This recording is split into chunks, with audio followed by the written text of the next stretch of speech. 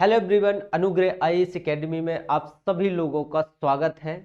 जैसा कि हम अभी निरंतर क्लास लेते आ रहे हैं और आप लोगों को बड़े ही सहानुभूति से क्लास समझ में भी आ रहा है, रिस्पांस बहुत अच्छे आ रहे हैं।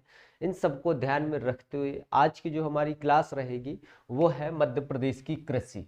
ठीक है, कृषि से क्वेश्चन बहुत पूछे जाते हैं, तो कृषि को ध्यान में रखते हुए हमने कुछ अच्छे अच्छे आपको क्वेश्चन देने की कोशिश करेंगे।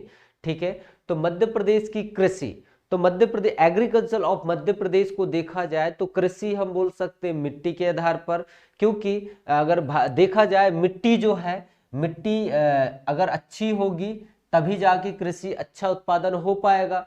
तो भारत में अगर देखा जाए, चाहे पूरे भूभाग में देखा जाए, तो मिट्टी का अच्छा उत्पादन कुछ इस कारण 25% मिट्टी में क्या होनी चाहिए, पानी होनी चाहिए। ठीक है, 25% मिट्टी में क्या होनी चाहिए, वायु होनी चाहिए।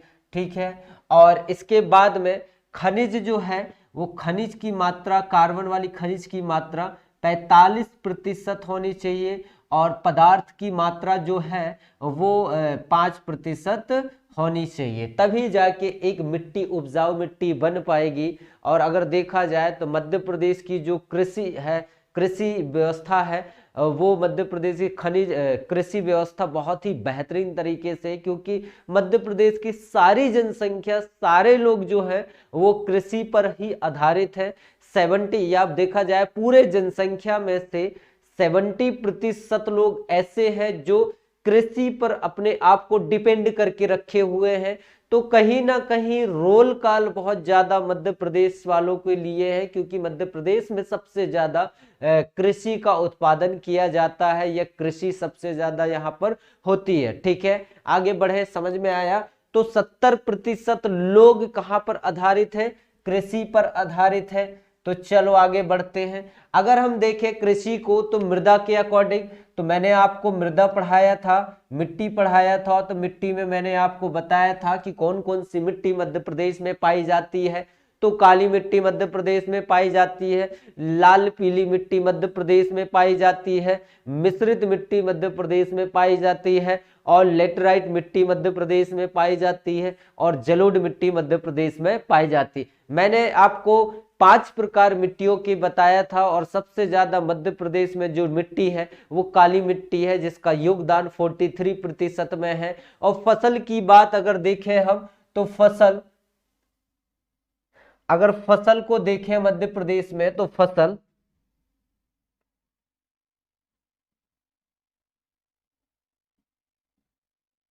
तो मध्य प्रदेश में रबी की फसल और खरीफ की फसल, दो फसल है। पहला मैंने क्या बताया, रबी की फसल, और दूसरा खरीफ की फसल। ठीक है, रबी की फसल और खरीफ की फसल। तो रबी की फसल कब बोई जाती है और खरीफ की फसल कब बोई जाती है और कब काटी जाती है। ठीक है, तो अगर देखा जाए रबी की फसल में कौन कौन से फसल आते हैं, तो रबी की फसल अगर खाद्यान्न के अकॉर्डिंग अगर इसे देखा जाए, तो खाद्यान्न में इसे अलग विकसित किया गया है। ठीक है, और अगर हम देखें तिलहन का भी उत्पादन इसमें रबी की फसल में तिलहन का उत्पादन भी होता है। ठीक है, और इसके बाद में दलहन का उत्पादन भी होता है, यहाँ पर दलहन का भी उत्पादन है मध्य प्रदेश के रबी फसल में, और कुछ अन्य चीजें भी इसमें हम देख लेंगे। अगर हम देखें खाद्यान्न में, तो खाद्य गेहूं और ज्वार का सबसे ज्यादा उत्पादन रबी की फसल से होता है ना, गेहूं और ज्वार, याद रहेगा, गेहूं और ज्वार रबी की फसल में सबसे ज्यादा है ना। और अगर और फिर से तिलहन, तो सरसों, सूरजमुखी, अलसी, तो लिख लो आप सरसों,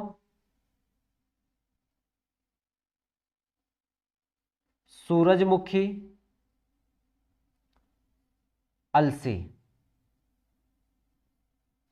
ठीक है, इन तीनों का उत्पादन तिलहन में किया, रबी की फसल में किया जाता। तिलहन में, तिलहन यही है, सरसों है ना, सरसों का तिलहन, तिलहन मतलब तेल है ना, सरसों का तेल भी है, सूरजमुखी का तेल भी होता है मध्य प्रदेश में, अलसी, अलसी का भी तेल है, दलहन मतलब दाल। ठीक है, तो दाल में चना, मसूर, मटर, चना का दाल, चना, चना के बाद में मसूर,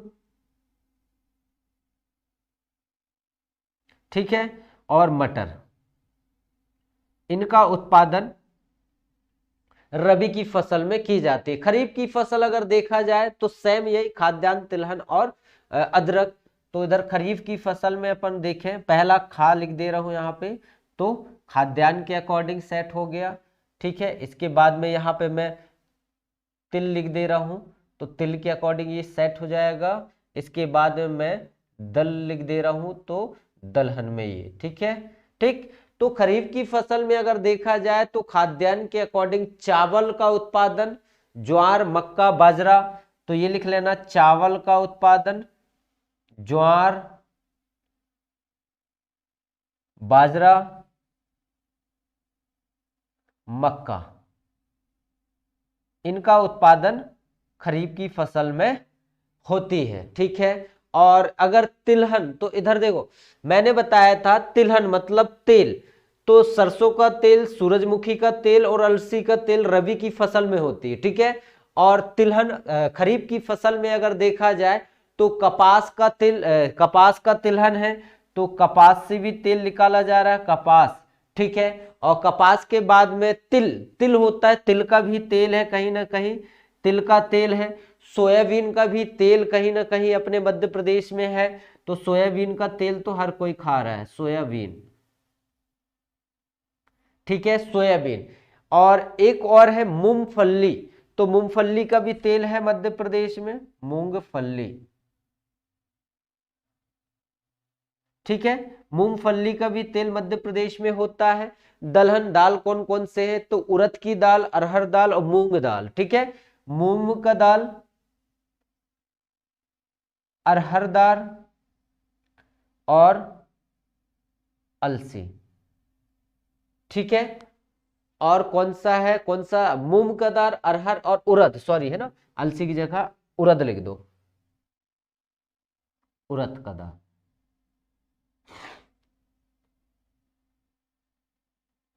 उड़द का दाल, ठीक है ना। तो देखो खरीफ की फसल जो है, खरीफ की फसल में ये क्वेश्चन जरूर आता है कि कौन कौन सी फसल, कौन कौन सा उत्पादन किया जाता है। तो खरीफ की फसल कब बोई जाती है और कब काटी जाती है, क्योंकि ये कई बार क्वेश्चन में आ चुका है। रबी की फसल कब बोई जा रही है और कौन सी मौसम में, तो ये जो खरीफ की फसल है ये कौन सी मौसम में, मानसूनी जलवायु से खरीफ की फसल होती है। और रबी की फसल जो है, रबी की फसल शीतकालीन मौसम से होती है, शीतकालीन है ना, शीतकालीन, शीतकालीन मौसम से रबी की फसल होती है मध्य प्रदेश में। ठीक है, और खरीफ की फसल कब बोई जाती है, तो जून जुलाई में ये बोई जाती है, बोई जाना कब, जून और जुलाई में। ठीक है, और काटी कब जाती है, तो काटी कब जाती है, सितंबर अक्टूबर में काटी जाती है, कटाई।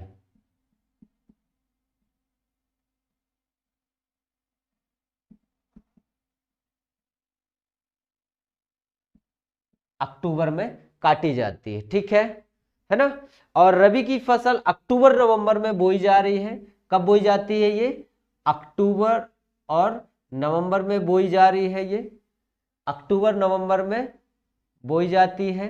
और ये कब काटी जा रही है, तो इसे आप देखो फरवरी मार्च में काट दी जाती है, फरवरी, फरवरी और मार्च। ठीक है, ये कटाई बोल सकते हैं हम इसकी, कटाई इस समय होती है।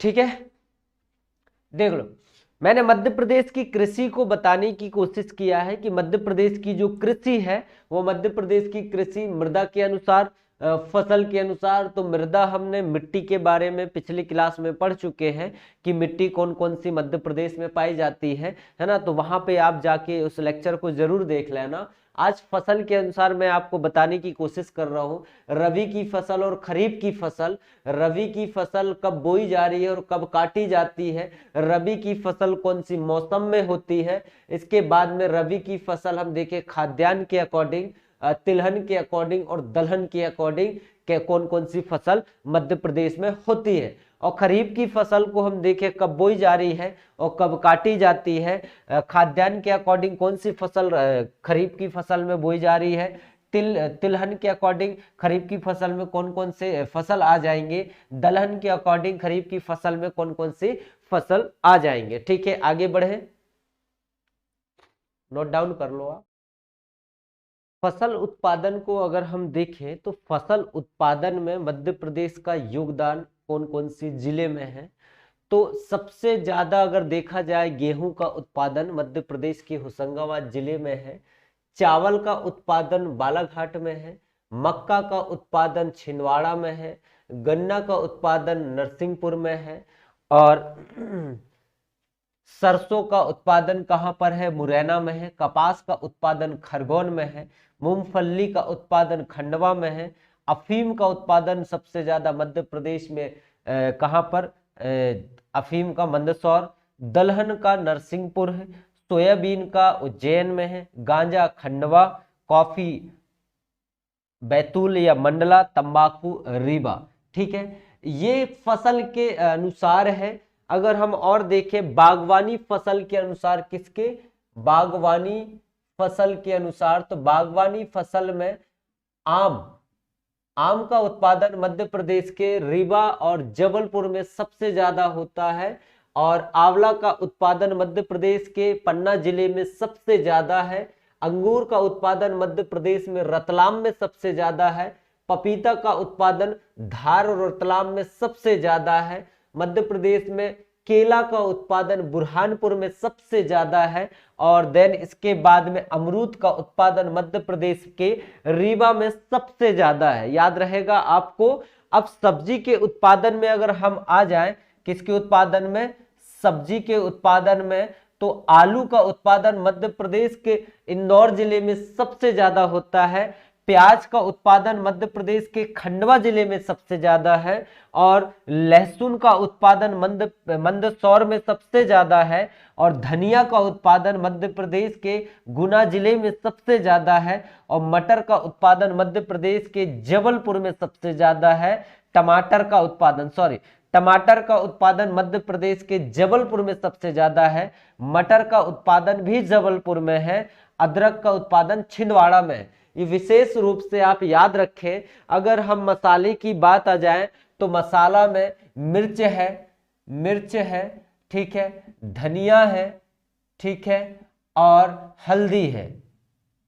ठीक, इन तीनों का उत्पादन अगर हम देखें तो मध्य प्रदेश में मिर्च का उत्पादन खंडवा और खरगोन में होता है, तो खंडवा लिख लेना आप, खंडवा और खरगोन, मिर्च का उत्पादन खंडवा और खरगोन में सबसे ज्यादा होता है, और हल्दी का उत्पादन बुरहानपुर में सबसे ज्यादा है। विशेष रूप से आप याद रखना, बुरहानपुर में, या तो धनिया को देखें तो गुना में है सबसे ज्यादा, और हल्दी को बुरहानपुर में सबसे ज्यादा इसका उत्पादन किया जाता है। ठीक है, अगर हम ओवरऑल सारे चीज को देखें तो सबसे अच्छा ये पॉइंट है हमारे लिए कि मध्य प्रदेश में, ध्यान से सुनना, कि मध्य प्रदेश में सर्वाधिक फल वाला उत्पादन कौन से जिले में होता है, तो रतलाम में। फल का उत्पादन मध्य प्रदेश में सबसे ज्यादा रतलाम उत्पादित करता है। ठीक है, फल सबसे ज्यादा मध्य प्रदेश में कौन से जिले उत्पादन करता है, तो रतलाम उत्पादन करती है। सर्वाधिक सब्जी की बात आ जाए तो सब्जी में छिंदवाड़ा है ना, सब्जी में छिंदवाड़ा है। मोटे मोटे तौर पर याद रखें, क्योंकि मोटे मोटे तौर पर जब याद रहता है तो हम वो चीज वहां तक पहुंच जाते हैं। ठीक है, सर्वाधिक मसाला उत्पादन बुरहानपुर में है, मसाला।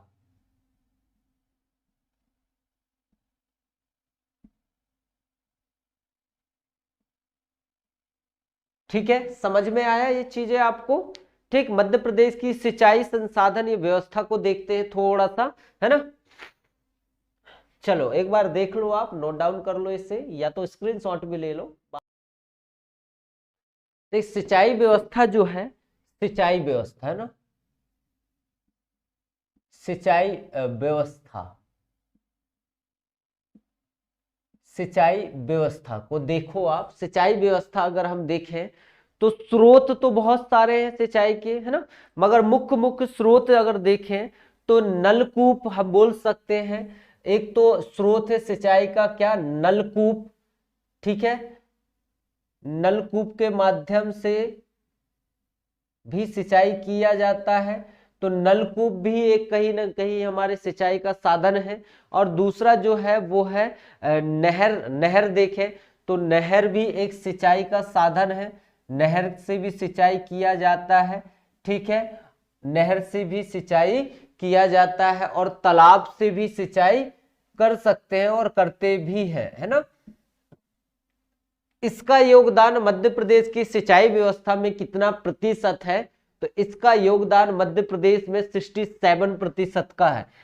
नलकूप से मध्य प्रदेश में कितनी प्रतिशत सिंचाई की जाती है, 67% इसका योगदान है। नहर से कितना प्रतिशत, तो 16.8% का योगदान है। और तालाब की बात अगर देखें तो 2.7% तालाब का ही सहयोग लेते हैं सिंचाई के लिए। ठीक है, अन्न में अगर देखें तो अन्न तो 13% है, जो जितना बचेगा वो अन्न में चला जाएगा। वो छोटे छोटे माध्यम से भी मध्य प्रदेश में सिंचाई किया जाता है, तो अन्न को हम नहीं लिखते हैं। बाकी हम चीजों को, सबसे ज्यादा सिंचाई नलकूप से कौन सी जिला करता है, तो इंदौर और मंदसौर है। कौन कौन से जिले हैं, इंदौर और मंदसौर जो जिले हैं, यहाँ पर नलकूप से सबसे ज्यादा सिंचाई की जाती है। और होशंगाबाद से नहर, नहर में सबसे ज्यादा सिंचाई होशंगाबाद जिले के लोग करते हैं, होशंगाबाद, है ना। ठीक है, इसके बाद में तालाब का साधन बालाघाट में लिया जाता है, बालाघाट। ठीक है, यहां तक आपको समझ में आया? ठीक, आगे बढ़े। अब देखो, सिंचाई जो है, सिंचाई व्यवस्था है, तो सिंचाई को हम क्षेत्रफल के अकॉर्डिंग देखें और क्षेत्रफल और प्रतिशत के अनुसार, है ना। तो पहले हम देखें इसे क्षेत्रफल के अनुसार, क्षेत्रफल के अनुसार। दूसरा हम इसे समझेंगे किसके अनुसार, क्षेत्रफल के बाद में हम इसे प्रतिशत के आधार पर, तो प्रतिशत के आधार पर भी समझते हैं। क्षेत्रफल के अनुसार सर्वाधिक सिंचित वाला जिला होशंगाबाद है, सबसे ज्यादा या सबसे सर्वाधिक सिंचित वाला या सबसे ज्यादा सिंचाई होशंगाबाद में है। ठीक है, किससे, क्षेत्रफल के अनुसार होशंगाबाद में, होशंगाबाद। ठीक है, ज्यादा में लिख लेना यहाँ, सबसे ज्यादा होशंगाबाद में सिंचाई का साधन क्षेत्रफल की दृष्टि से सबसे ज्यादा, है ना, याद रखना। ठीक है, न्यूनतम डिंडौरी है,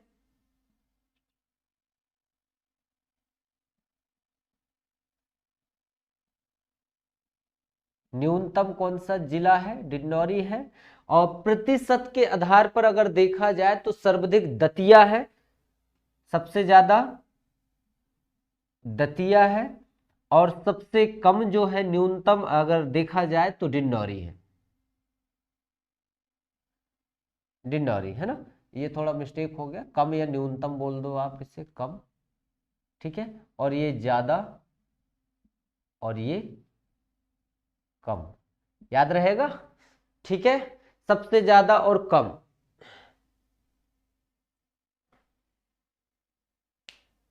ठीक है, कुछ नहरों का उपयोग किया जाता है, जैसे चंबल एक नहर है ना, और वारना एक नहर है, और गुलाब सागर एक नहर है, और वैनगंगा एक नहर है। क्योंकि वैनगंगा नहर मध्य प्रदेश की पहली नहर है, जो 1923 में इसका उद्घाटन किया गया था, बालाघाट और सिवनी में है। ठीक है, और तवा नहर भी है जो होशंगाबाद में है, और हलाली नहर भी है जो विदिशा में स्थित है। कहीं ना कहीं इनका भी उपयोग किया जाता है, तो आप विशेष रूप से आप इन्हें याद रखना। ठीक है, कुछ अनुसंधान केंद्र को आप समझो, कुछ अनुसंधान केंद्र भी आपको मैं बता देता हूं, ठीक है। तो इसे नोट डाउन कर लो, इसके बाद में आगे बढ़ते हैं। अगर हम देखें मध्य प्रदेश में अनुसंधान केंद्र, तो मध्य प्रदेश में आम अनुसंधान केंद्र कहां पर है? गोविंदगढ़ रीवा में स्थित है। और मध्य प्रदेश में गेहूं अनुसंधान केंद्र होशंगाबाद में स्थित है। और मध्य प्रदेश में अंतरराष्ट्रीय मक्का गेहूं अनुसंधान केंद्र पवारखेड़ा होशंगाबाद में स्थित है। और मध्य प्रदेश में वन अनुसंधान केंद्र जबलपुर में स्थित है। और मध्य प्रदेश में कपास अनुसंधान केंद्र खरगोन में स्थित है। और मध्य प्रदेश में चावल और धान अनुसंधान केंद्र बड़वानी में स्थित है। और मध्य प्रदेश में राष्ट्रीय सोयाबीन अनुसंधान केंद्र इंदौर में स्थित है। यही इंपॉर्टेंट है और कहीं ना कहीं ये पेपर में बहुत ज्यादा पूछे भी जाते हैं, तो आप बार बार वीडियो को आप देखते रहिए तो आपको इसमें याद भी हो जाएगा, ठीक है। तो आज की क्लास आपने देखा, इसके लिए बहुत बहुत धन्यवाद। अगर अभी तक आपने चैनल को लाइक और सब्सक्राइब नहीं किया है तो प्लीज रिक्वेस्ट है आपसे, लाइक और सब्सक्राइब जरूर करें और ज्यादा से ज्यादा फॉलो करें और शेयर करना भी बिल्कुल भी ना भूलें, ठीक है। धन्यवाद।